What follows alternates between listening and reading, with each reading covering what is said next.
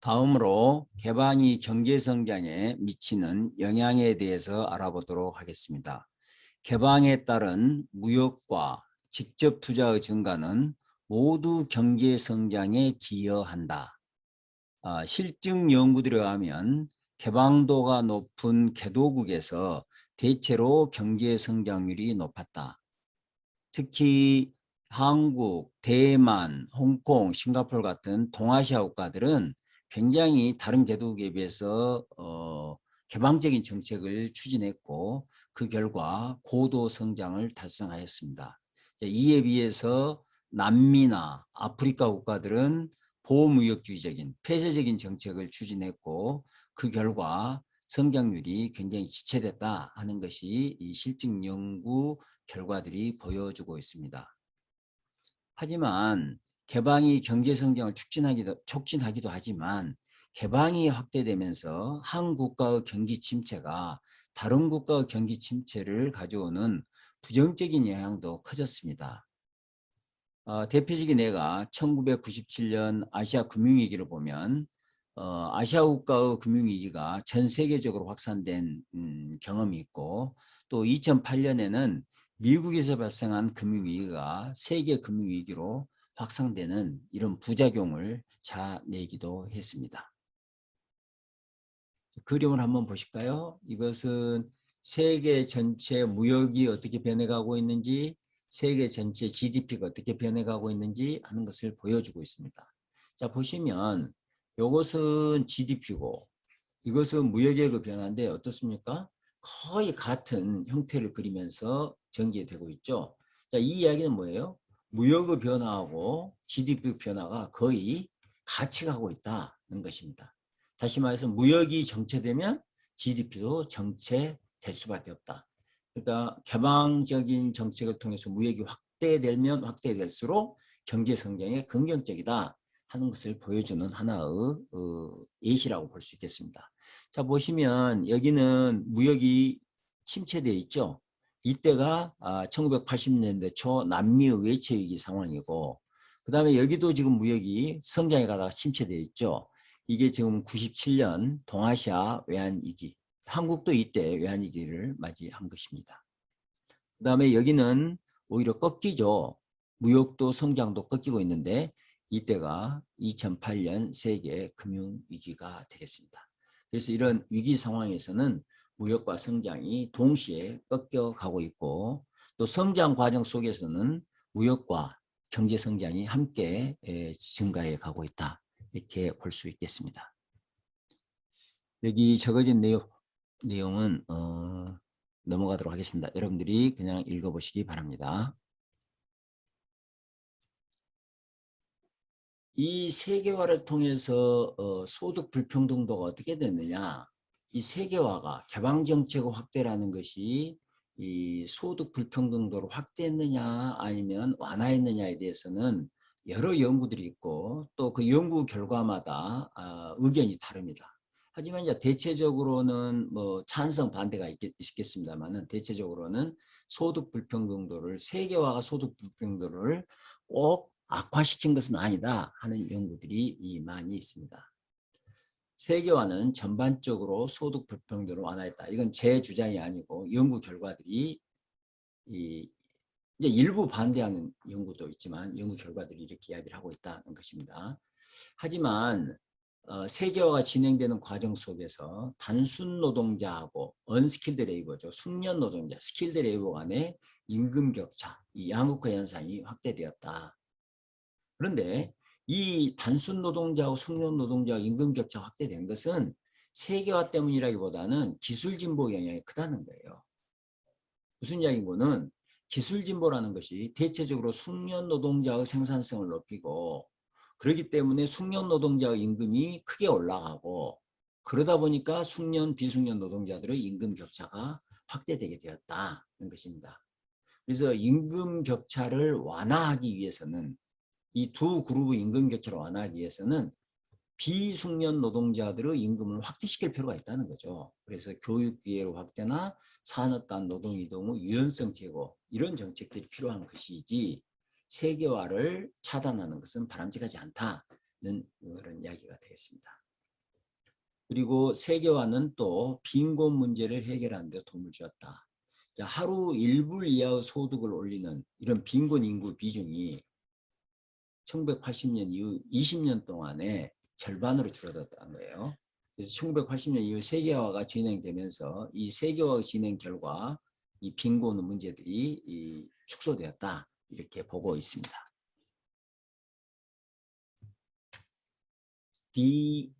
디글로벌라이제이션, 반세계화, 세계화에 대한 반대. 아까 보시다시피 2008년을 기점으로 지금 세계화가 꺾이고 있죠. 자, 그것이 반세계화인데 그것에 대해서 제 교과서 박스에 간단히 정리를 해놓고 있습니다. 자, 같이 보시겠습니다. 2010년대 중반 세계화가 연속된 정치적 사건으로 인해서 흔들거렸다. 세계화가 이제 흔들거렸다. 2016년에 브렉시트, 영국이 국민투표를 통해서 EU에서 탈퇴를 결정을 했고요. 같은 해 11월에 2016년 11월에 미국 대통령 선거에서 보호무역주의 성향인 트럼프가 당선이 됐습니다. 그리고 프랑스, 독일 이런 나라에서도 반세계화를 주창하는 정당들의 득표율이 과거보다 상승했다는 거죠. 그러니까 2010년 중반, 2010년, 2015년 기점으로 해가지고 반세계화가 거세게 전 세계적으로 불어닥쳤다. 이렇게 볼 수 있겠습니다. 자, 그렇다면 왜 당시 반세계화 정서가 나타났을까? 그것은 소득 불평등 때문입니다. 자, 무슨 이야기인 거는 여기 지금 고소득 그룹과 저소득 그룹이 있으면 세계화가 진행되면서 이 전체 소득이 증가해 왔는데 이 소득의 증가가 주로 어디에서 증가되어 왔는 거는 여기가 플러스가 되고 여기는 크게 증가하지 않았거나 마이너스다는 거죠. 그러면서 여기에서 격차가 확대되어 가고 이 격차가 확대되어 가니까 이 그룹, 저소득 그룹에서 세계화에 대한 반세계화, 세계화 반대 운동이 발생하게 되고 그것이 반세계화 운동으로 확산되어 왔다. 이렇게 보시면 되겠습니다. 그러나 소득 불평등 악화가 세계화 때문이라고 할 수는 없다. 무역, 기술, 소비자 선호 변화 이런 복합적 요인들이 소득 분배에 영향을 미친다. 이 두 그룹의 소득 격차가 꼭 세계화 때문이냐 그렇게 볼 수만은 없다는 겁니다. 그래서 무역, 기술, 소비자 선호 이런 모든 요인들이 복합적으로 작용해서 소득 격차가 발생했다 이렇게 봐야 된다는 것입니다. 만일 세계화가 위축되면 생산성이 침체되고 성장률이 낮아져서 오히려 불평등이 확대될 가능성이 있다. 그래서 바람직한 경제정책은 경제 성장률도 높이고 싶고 그 다음에 분배도 원활하게 하고 싶은 거죠. 자, 그건 뭘까? 반세계화 정책보다는 경제 성장을 높이기 위해서는 세계화가 더 좋으니까 세계화를 추진하고 그 다음에 이 세계화로부터 얻어진 과실, 이익을 적절하게 배분할 수 있는 어떤 경제정책을 실시할 필요가 있다는 것입니다. 왜 그렇죠? 만약에 세계화를 차단하게 되면 성장률이 높아지기 어렵기 때문에 세계화를 하고 성장을 높이면서 분배를 하는 것이 좋겠다는 정책 제안이 되겠습니다. 다음은 한국의 수출과 수입이 어떻게 변화되어 왔는지 보겠습니다. 수출과 수입의 증가는 한국에서는 경제 성장력은 한국은 소규모 개방 경제이기 때문에 더더욱이나 수출과 수입이 중요하다고 보겠습니다. 그래서 그림을 보시면 이게 GDP 대비 수출, GDP 대비 수입인데 이게 증가한다는 것은 뭐예요? GDP 성장률보다는 수출이나 수입의 증가율이 더 빨랐다는 거죠. 수출이나 수입의 증가율이 더 빨랐다. 그 다음에 파란 선이 위에 있다는 것은 수입이 많다는 거고 검정선이 위에 있다는 것은 수출이 더 많았다는 겁니다. 그래서 1985년, 이 1985년을 기점으로 해서 여기는 수입이 수출보다 많았고 이 이후에는 이제 수출이 수입보다 많았고. 그러니까 이쪽은 무역 수지가 흑자인 상태가 되겠고 이쪽은 무역 수지가 적자인 상태다. 이렇게 보시면 되겠습니다. 뭐 여기 내용은 시간 전략을 위해서 여러분들이 읽어보시면 되겠습니다. 한국의 국별 수출입 구조, 이것도 표를 보시면서 살펴보도록 하겠습니다. 지금 1965년 아주 옛날부터 시작해서 2018년까지 이 수출, 미국, 일본, 중국의 비중, 수입, 미국, 일본, 중국의 비중입니다. 자, 보시면 과거에는 미국과 일본의 비중이 지금 60년대, 70년대는 이렇게 크죠. 수입 비중도 미국과 일본의 비중이 이렇게 큽니다. 그런데 2018년으로 오면 35, 25, 47, 28이었던 이 비중이 지금 12.5%로 줄었으니까 미국이나 일본에 대한 그 수출 비중은 굉장히 대폭 줄었고 대신 누가 늘어난 거는 중국으로 수출 비중이 예전에는 제로였잖아요. 그것이 26.8%로 대폭 늘었다. 그래서 중국이 우리의 주요 수출 대상국이다 하는 것을 알 수 있겠고 수입도 마찬가지입니다. 과거에는 미국이나 일본으로부터 주로 수입을 해왔는데 지금 어떻습니까? 2018년은 11, 10% 그리고 중국으로부터 비중이 19.9%. 그래서 중국이 우리 주요 무역 파트너, 제1등 무역 파트너가 되었다. 이렇게 보시면 되겠고 또 수출과 수입의 비중을 보면 미국으로는 12%, 수입은 11%니까 흑자죠. 일본에 대해서는 수출은 5%인데 수입은 10%예요. 그러니까 일본에 대해서는 적자. 중국에 대해서는 수출 26, 수입 19니까 흑자. 그래서 미국과 중국으로는 우리가 수출을 더 많이 하고 있고 일본에 대해서는 계속 지속적으로 어떤 한 해만이 아니라 수입을 더 많이 하고 있다. 이렇게 이해할 수 있겠습니다. 여기 적어진 내용은 여러분들이 한번 읽어보시기 바랍니다. 상품별 수출입 구조. 자, 그렇다면 우리는 어떤 제품을 수출하고 어떤 제품을 수입할까? 여기를 보시면 한국 수출 상품의 산업별 구성비네요. 그래서 노동집약제, 자본집약제, 그 다음에 기타 이렇게 되어 있는데 보시다시피 1970년대는 우리가 주로 노동집약제를 집중적으로 수출하고 자본집약제의 수출 비중은 여기가 70.6%에 비해서 여기는 8.7%에 불과하죠. 그런데 2018년에는 어떻습니까? 자본집약제 수출 비중이 70.4% 그리고 노동집약제 수출 비중은 불과 19.4%에 불과합니다. 자, 그 이야기는 우리나라의 수출 상품의 구성비가 노동집약제의 수출은 점점 줄어들고 있고 자본집약제의 수출이 점점점 늘어나고 있다. 이렇게 볼 수 있겠습니다. 여기 적어진 내용은 여러분들이 또 한번 읽어보시기 바랍니다. 다음으로 한국의 무역과 소득은 어떻게 변화되어 왔을까? 이것도 그림 일사를 보시고 설명드리기로 하고요. 우선 여기 적어진 내용만 간단히 볼까요? 한국의 수출은 1970년에 8억 달러에서 2018년에는 6천억 달러로 물경 750배 증가하였고 1인당 국민소득은 1970년에 257달러에 불과했는데 2018년에는 31,349달러 그래서 3만 달러를 넘어섰다. 그러니까 무역도 그 다음에 1인당 국민소득도 엄청난 성장을 해왔다. 이렇게 볼 수 있겠습니다. 자, 그 다음에 그림을 한번 보실까요? 그림 보시면 이것은 경상수지 변화인데 이 경상수지는 GDP 대비 경상수지 비율이 되겠습니다. 퍼센트 변화. 그래서 여기가 0이니까 밑에는 적자, 여기 위에는 경상수지 흑자를 표시하겠습니다. 그래서 여기가 지금 1984년 여기쯤이 85년인 것 같은데요.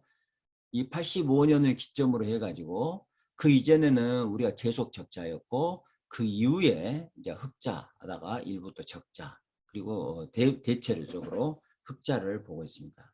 자, 이 그림은 우리한테 세 가지를 보여주고 있는 것 같아요. 하나는 지속적으로 개선되어 오고 있다. 경상수지가 지속적으로 개선되어 오고 있다. 자, 또 하나는 여기 보면은 쭉 증가해 가다가 푹 꺼지고 쭉 증가해 가다가 푹 꺼지고 그러니까 굉장히 적자폭이 커지는 거죠. 그 다음에 또 증가해 가다가 푹 꺼지고 그래서 이건 뭔 거는 대외 환경의 영향이 많이 받는 거예요. 자, 여기는 1차 오일 쇼크이고 여기가 2차 오일 쇼크, 여기는 3제 현상. 이런 어떤 대외적으로 나쁜 여건, 호재가 있을 때 우리 경제가 받는 영향이 굉장히 크다는 것을 보여주고 있고 또 하나는 우리 경제의 회복력이 굉장히 좋다는 것을 볼 수 있습니다. 이게 적자로 떨어졌다가 굉장히 빠른 속도로 회복하고 적자로 떨어졌다가 굉장히 빠른 속도로 회복하고 있죠. 그래서 이런 것은 우리 경제의 회복력이 좋다는 것을 보여주고 있습니다. 여기 적어진 내용을 한번 보시면 첫째, 한국의 경상수지는 세계 경제의 영향을 많이 받는다. 외부 환경의 영향을 많이 받는다는 거예요. 두 차례의 석유 파동과 2008년 세계 금융위기 때는 경상수지가 악화가 되고 또 1980년대 후반 3저 현상 시기에는 경상수지가 크게 개선되었다. 그다음에 두 번째로 환율 변화가 경상수지에 영향을 미친다. 환율이 큰 폭으로 올라가거나 떨어지면 그것이 경상수지에 영향을 미친다는 것입니다. 1986, 89년에는 환율이 하락하면서 경상수지가 다시 흑자에다 적자로 전환되었고 1997년 외환위기 상황에서는 환율이 대폭 상승하자 경상수지가 다시 흑자로 전환됐습니다. 환율이 미친 영향이 크다. 셋째는 1970년대 이후 전반적으로 경상수지가 개선되었다. 쭉 트렌드를 그리고 있다는 거예요. 한국의 경상수지는 대외 환경의 영향을 받기도 하였지만 한국 경제의 경쟁력이 강화되면서 점차 개선되어 왔다. 이렇게 이해할 수 있겠습니다. 다음은 국제경제학의 주요 주제입니다. 국제경제학은 크게 이제 국제무역론, 국제금융론 이렇게 두 부분으로 나눠지고 국제무역론은 화폐가 없는 순수 실물경제 교환 모형입니다. 그리고 미시경제학의 분석 툴을 주로 이용하고 있고요. 국제금융론은 화폐적 현상에 초점을 두고 있고 거시경제 이론하고 화폐 이론을 바탕으로 하고 있다. 이렇게 보시면 되겠고 이제 다루고 있는 주요 주제는 국제무역론에서는 어떤 나라가 무엇을 수출하고 무엇을 수입하는가 하는 무역 패턴 그 다음에 그런 무역으로부터 각 국가들은 어떤 이득을 얻는가 하는 무역의 이익 이런 무역으로부터 소득 분배는 누가 이득을 보고 누가 손해를 보는가 소득 분배는 어떻게 되는가 하는 것 그 다음에 관세나 쿼타를 했을 때 그 나라에 이득이 있는가 손해가 있는가 하는 무역 정책의 효과 그 다음에 FTA 경제통합 그 다음에 국제협력이 각 국가에 어떤 경제적 영향을 미치는가 하는 이런 내용들이 주로 국제무역론에서 다루고 있는 주제가 되겠습니다. 그리고 국제금융론에서는 거시경제 변수 중에서 국제수지란 뭔가 그 다음에 이 국제수지가 다른 경제 변수 국민소득 뭐 물가 이자율 이게 여기에 어떤 영향을 미치는가 그 다음에 환율은 어떻게 결정이 되는가 환율 결정 이론 환율이 미치는 영향 뭐 이런 것들을 다루게 되었고요. 그 다음에 개방경제에서 재정정책이나 금융정책의 효과가 어떻게 될 것인가 하는 것이고 그 다음에 전 세계적으로 국제통화제도가 어떻게 변화되어 왔는가 그리고 지금 각 국가들은 어떤 통화제도를 선택하고 있는가 하는 문제를 다루고 마지막으로 국제금융시장 그리고 세계 금융위기는 원인이 뭐고 그걸 예방하기 위해서는 어떻게 해야 되고 지금까지 전 세계적으로 금융위기는 어떤 사례들이 있는가 하는 것을 살펴보게 되겠습니다. 자, 이상으로 제1장 강의를 모두 마치겠습니다.